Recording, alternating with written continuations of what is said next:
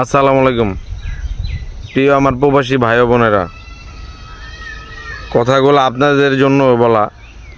কথাগুলা হয়তো বা অনেকের খারাপ লাগতে পারে।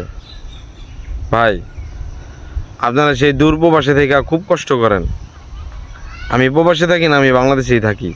কিন্তু বাংলাদেশে থাকার পরেও কিছু কিছু সিন দেখতে পারি যা দেখে খুব খারাপ লাগে।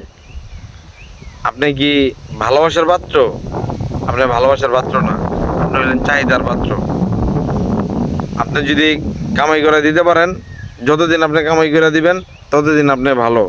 যেই সময় থেকে আপনি কামাই করা বন্ধ করে দিবেন সে সময় আপনি ভালো না। যদি মাসে মাসে ঠিকমতো টাকা পাঠাইতে পারেন তাহলে বউয়ের কাছে ভালো, ভাইয়ের কাছে ভালো, বোনের কাছে ভালো।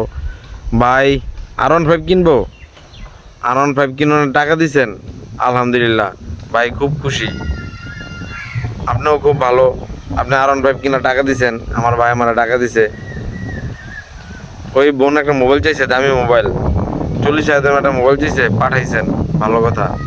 কারণ এখন আপনি কামাইতেছেন, সব টাকায় আপনি বাংলাদেশে পাঠাই দিতেছেন, কোনো সঞ্চয় করতেছেন না। কিন্তু হঠাৎ করে আপনি যেই সময় বাংলাদেশে আইছেন সব টাকা তো পাঠাই দিচ্ছেন। দেখা গেছে যে আপনি বাইরে যাবেন, বন্ধু বান্ধব নিয়ে একটু ঘুরতে যাবেন, বাংলাদেশে আইছেন না দুদিন পরে, তখন যদি আপনি আপনার পরিবারের কারো কাছ থেকে যদি আপনার কিছু টাকা আপনি চাইতে যান, তখনই দেখতে পারবেন তাদের আসল চেহারা, আসল রূপ। তাই ভাই বলি, রোজগার করা সব টাকা পাঠায় না দিয়া কিছু টাকা সঞ্চয় করেন, এতে আপনি নিজেকে উপকৃত হবেন।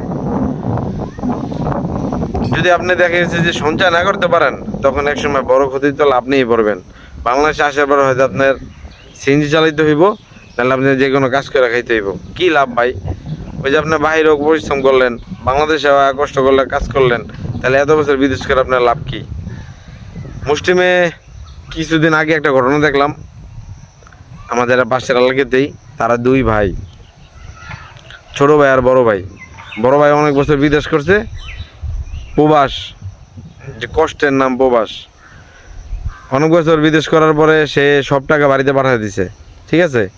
ছোট ভাই R15 কিনছে, দামি দামি মোবাইল চালাইতেছে, জায়গা সম্পত্তি যাই করছে, যাই কিনছে, সবেই ভাইয়ের নামে, বাবার নামে বা নিজের ছোট ভাইয়ের নামে। ভাই,